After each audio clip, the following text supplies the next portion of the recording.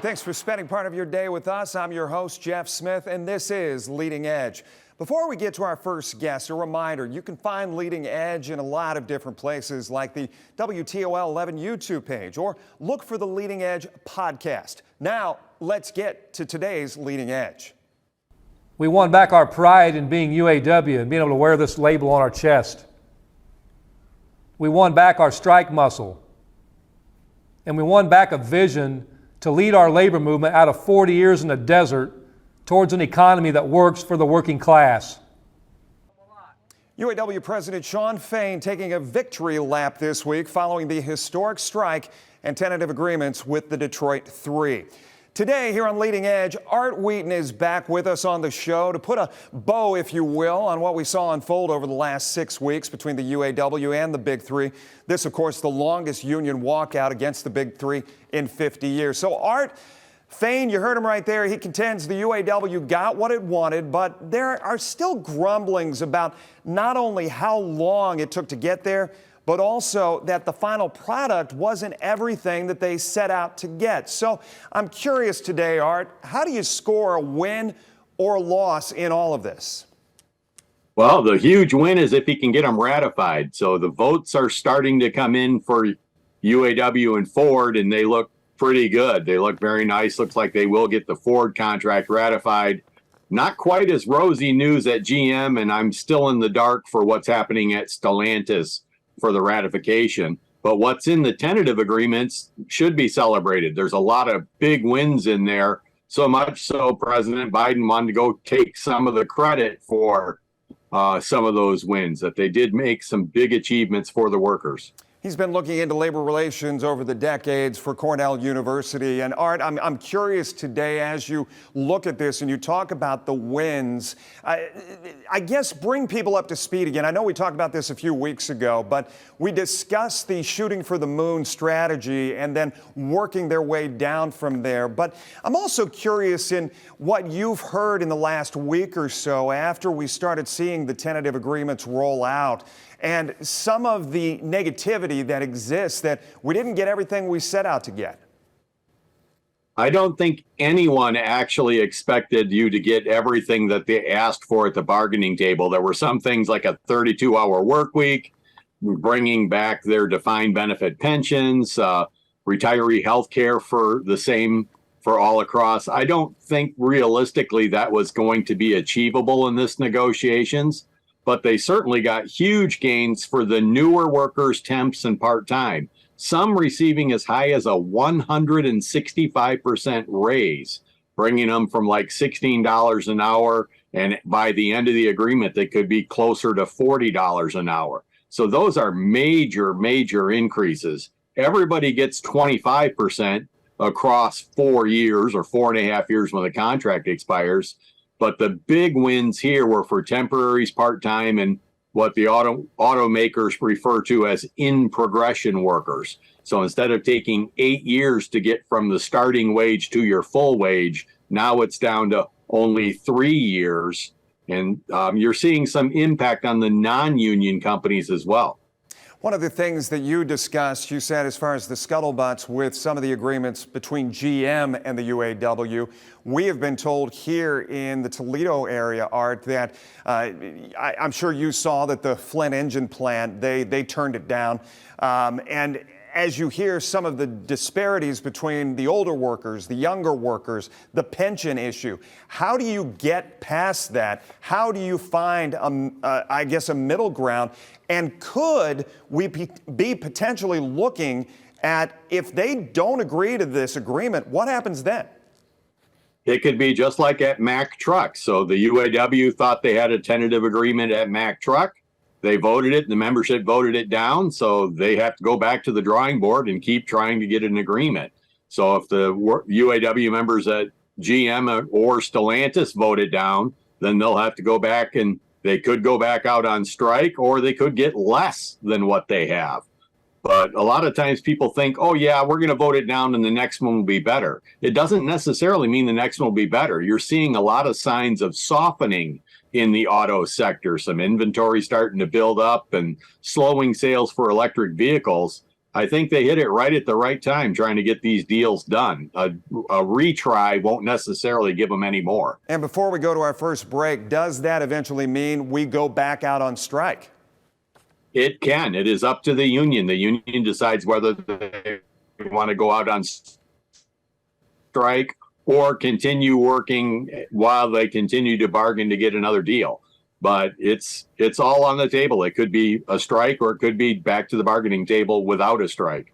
Art, you brought something up that I want to cover with you. Stay tuned. Stay with us. In our next segment, we're going to talk a little bit about the expansion of this strike, the stand up and strike effort, how it works and how it is seen around the country for other parts of labor. I also want to talk about the price for cars and what we're looking at in the near future. We'll be right back here on Leading Edge. Welcome back here on Leading Edge. Once again, joining us from Cornell University, Art Wheaton, discussing trying to Monday morning quarterback this UAW strike against the big three that we have seen over the last 6 weeks. Art, we talked a few weeks ago about how this unprecedented strike would affect other industries going forward. And I referenced what we've already seen with the healthcare industry, the SAG-AFTRA deal that we see decided upon this week. As you dive into this a little further and think about what this means for union leadership, for union members going forward, you would answer what? That the timing is great for the folks that were trying to get these accomplishments while you had very high approval ratings for unions and you had high cost of living increases, meaning that they were expecting higher raises and things. Well, I guess let me rephrase it real quick. Should this be the new norm? I'm hoping that it'll be the new norm to have workers get paid better so that they can keep up with the cost of living. It was a fight for the lower paid workers in this particular strike and trying to take away from the CEOs and give more to the workers that are making that profit. You know, before we came back from the commercial break, I asked you, I said, when you talk to people having done this for so many years and really diving into what makes labor strong here in the U.S., you said there were two or three things that really stood out to you. Share those with our viewers. What were they? The things that helped for people in these strike or negotiations has been very low unemployment, recent high cost of living increases, meaning you could demand more, and extremely high public approval of unions, all helping to strengthen the hand at the bargaining table. And you said one of the big wins for the UAW was the loss of tiers, and also for some of those temporary workers, correct? Absolutely. That was the biggest win for me. They also got transfer rights and having an opportunity to get the battery plants under the national agreement once they are organized. And another really big one is the ability to strike over plant closings. And that is really huge, so that if they decided to close a plant, the union could strike down, have a strike against the entire company and try to get better terms and conditions for that plant. That's a big win. Art, this went on too long? This went on just the right amount of time, or it wasn't long enough? It went on just the right time if they can get it ratified. And if it doesn't get ratified, it didn't go on long enough. So I think it was a great timing in terms of doing it. They accomplished much more than I had anticipated, especially for the lower paid workers. And they got so far so good at Ford. So it looks like they got the strategy in place at the right time. All right, let's talk a little bit about the consumer out there watching today and what they should expect to see over the next weeks, months, going into the first quarter of 2024 as far as vehicle costs are concerned. What do you think? I don't really think there's going to have to be any increases in the cost because of the strike. They have been able to charge sticker price or above for a very long period of time for the cars without giving big incentives. So these increases for the workers, which were only about 5 or 6% of the labor cost anyway, should be absorbed by the automakers. And prices for a lot of vehicles are actually going down, especially for electric vehicles, as the price of the lithium batteries and things starts to go down. So signs for the people trying to purchase cars is not that bad on that front. Interest rates are a bigger problem for them. This is true. And obviously, with that being said, we are now a year outside of the 2024 election. How much does labor play into the election coming November 24? They're not huge in numbers, but they're big in impact because the labor movement tends to be more willing to go out and vote, more willing to work phone banks, more willing to be without or within the community in different networks. So they are a huge voting bloc for quite a few people for labor. And the strike really emphasized all working people, union or non-union. So that actually helps as well.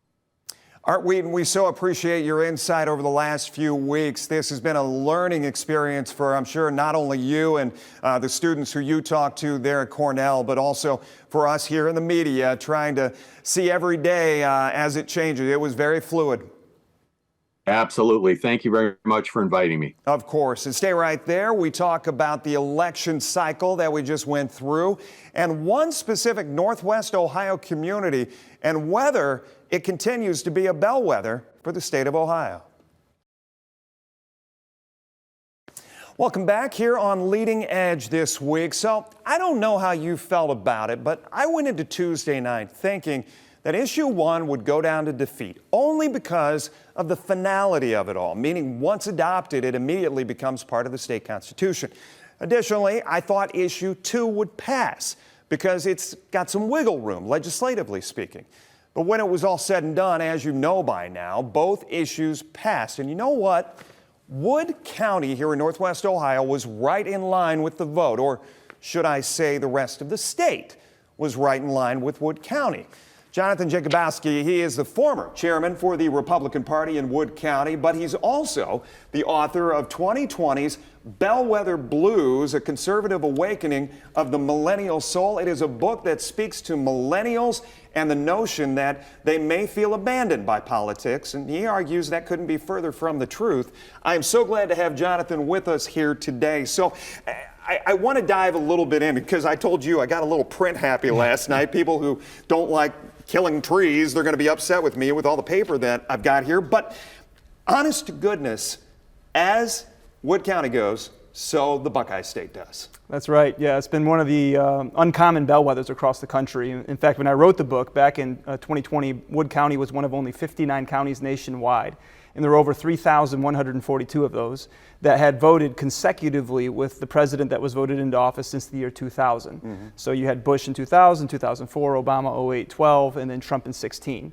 So looking at Wood County as a bellwether, as Wood County votes, that's how Ohio goes. And it's been that way ever since then, past 2020 into 2022, 23. Yeah. And I think it'll be that way for a long time to come. Obviously, this past week, all eyes, right? The spotlight was on Ohio for issue 1, specifically issue 1, issue 2 as well. I wanted to share something. The New York Times put together a graphic kind of showing the voting breakdown as far as issue 1 is concerned. So as you look at this and some of those numbers, the white color is a little bit of the mid-range, but still Wood County went yes on issue 1 like the majority of the state is there. But I guess my question to you, Jonathan, is Wood County always strikes you as this rural burg, right, that would lean conservatively, and maybe it does on some items.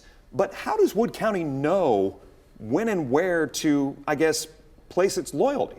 Yeah, Wood County is such a great demographic for the rest of the state of Ohio, and that's why it makes it ideal when you see the results mirroring the rest of the state. And it's principally because of 4 demographics as I studied them when I was doing my research for Bellwether Blues. The first demographic is the university. So at the university level, because of the size of Bowling Green State University relative to the rest of the county, it has oversized influence, almost like a city population would have on the rest of the state, in a state with only 3 or 4 large cities. Let me put this back. Let me stop you right there. How effective is the get out the vote movement at BGSU? Well, it's very effective during presidential cycles, mm-hmm. and less effective during midterm cycles, and ineffective during the local cycles. However, that said, for issues like this is a new thing in our state, with the exception of going back to the gambling policy that was way back in the early 2000s. They mobilized quite a few students. It looked like a midterm election in terms of turnout. And I think that effectiveness was driven by the issues themselves. But the numbers still did not reflect what you usually see during a presidential turnout. So your other factors that kind of weigh into this? Sure. So the second factor that counterbalances that in Wood County is the agricultural perimeter that exists around Bowling Green specifically. And that's exactly the opposite. You have more conservative voters that are going to stick usually with the Republican Party ticket and have been that way for a long time. And then the third factor, and this is the suburban vote that is reflected largely by moms and dads that have kids and are growing in these communities like Perrysburg and all the way down through Bowling Green. You see that those communities are growing really, really fast. With kids and different issues, you see that really well represented across the state and suburban communities that surround some of these larger cities. And then the final demographic, and the demographic that really caused Wood County to swing from 2012 to 2016, was the so-called blue wall that surrounds the perimeter of Wood County. So think of cities like Rossford and Northwood, cities on the bottom of the county like North Baltimore. They reflected very well the mentality of many of the blue-collar workers in places like Youngstown and Toledo and other cities that form the Rust Belt in the state of Ohio. Sure. But when you look at the presidential map for 2020, I mean, it's essentially your big cities in the state of Ohio that went with Biden, and the rest of the state went with Trump. So you're saying that, I guess I'm kind of confused what you're saying as far as that blue wall is concerned. Yeah, while the big cities went that way, many of the blue-collar workers went for Trump. There was a change, a major shift in the labor vote specifically, where his message of the America First policy really resonated with those workers. And you see that across the state. I mean, Youngstown went radically from 70-30 blue to now roughly 50-50. You saw a major shift in the voting habits and patterns of that specific labor vote. So in the city, you have different demographics within it. Think of minority votes, think of kind of the urban style voters with big company voters who are going to be more progressive leaning. Sure. But then you have the labor voters that have a different disposition towards these elections. I want to play some sound. We went out, we talked to people why they voted, why they think the vote went the way it did on Wednesday, the day after Election Day. Here's some of what we got in Perrysburg. I'm 77 years old. I've been here a long time. And there are lots of things I didn't like, and there are lots of things I did like, but we kept the school going. Knowing the community's voice is paramount to all that we do. We understand the community has spoken, and we're committed to continue to do the very best we can with the resources that we're given, and we're going to continue to do that. So most of that had to do with a school levy that went down to defeat, but it also had to do with the voting that goes on in that county. And as you say, or in that town, you kind of pointed to the fact that growth, that plays into all of this. Sure, yeah, Wood County's been growing. There's a lot of people that are moving into the county, but you also have growing families, specifically in communities like Perrysburg that continue to see challenges in creating residential houses available for people. So I think part of the growth into Wood County is certainly a factor when it comes to considerations like school board elections or city council elections. But when you look at presidential elections or gubernatorial elections, because in 2022, you have to remember DeWine won in Wood County by over 26 points. J.D. Vance won by over 5 to 6 points. And then you see this issue in 2023, and it's a radical transition. It's not driven by party lines. It's driven in many ways by the advertising. The yes campaign outspent the no campaign by roughly 4 to 1. Those advertising dollars were effective for voters who can't necessarily align party affiliation to what the actual issue is. Let's talk a little bit about the book. And I wanted to dive into the younger generation and what you said is influencing them or not influencing them. And one of the things when I was talking to people about you coming on here today, I said the book kind of takes a look at this sect of individuals who may feel politics has left them behind, but you argue, no, it hasn't. Well, it's not that I argue it hasn't. I argue that those that are leading in the political realm need to reach out to that generation. And millennials now are aged between 25 and 42 years of age. So it's an older generation that now has kids, is developing a family, is paying taxes, has a job. It's a very different generation today than it was 8 years ago in 2016 when it was much younger. Sure. I think those changes we see also reflected in the voting patterns. Now you see Gen Z rising, and Gen Z is probably the most active political generation we may have had. And it's very left of center, very progressive, a different generation to target with different methodologies and strategies. This book was about the millennial generation and how we can awaken, as I say, awaken the soul of the millennial generation from the conservative vantage point. And I make the argument that the longest distance in the world is from here to here. You can know something, but can the actual belief or the knowledge or truth of it, does it turn into a belief? And conservatives have been very poor at telling stories, putting skin around the statistics of the issues that we care about. And that's why in Bellwether Blues, I went into the stories of submillennials to explain that. Let me ask you if you think most individuals really know where their political affiliation lies. I would say this, many millennials have left the left, but they've not embraced the right. They're kind of in no man's land. They're skeptical, they're frustrated, they're disillusioned. They feel that the government is largely broken and can't be trusted. And I think because of that skepticism, that frustration, and that disillusionment, many people don't necessarily align with a political party. There's a lot of independence, and they don't see in either party a solution that fits what they want, what they want to see in their leaders. Mm-hmm. And can they find an answer? Do they still go to the voting booth with no direction? Well, I think that this is why, in many ways, politicians with personalities have been able to rise. I mean, that Trump was able to really inspire a generation of people who felt like they were unworthy deplorables, the words that we heard in that 2016 campaign. So that awakened for them somebody that would champion their cause. I think you also see that in some ways on the left with different politicians. It's become reality TV, right? In many ways it has, and I don't know that that's necessarily to the benefit of America. Yeah. I mean, it's natural that with more money being stoked into politics, with more influence, with more PACs that are going out, there's going to be more names that are made famous. Yeah. But I hope we don't lose sight of the issues in the process. And essentially, what is the role of government, and why do we as Americans want government to function the way that we want it to function? Those questions are pivotal when it comes to specific issues, and that's why I was so disappointed with the results on Tuesday, given my perspective and philosophy. I got you. Jonathan, I appreciate the insight in the book, Bellwether Blues. You can find it on Amazon.com. It is a 2020 release, but it still has applications today. Good to see you. Yeah, good seeing you too. Thanks for the insight. We'll be right back right after this. I said it at the top, but it's worth repeating. If you missed any part of our interview, you can check us out on the WTOL YouTube page. I'm Jeff Smith. Have a great week.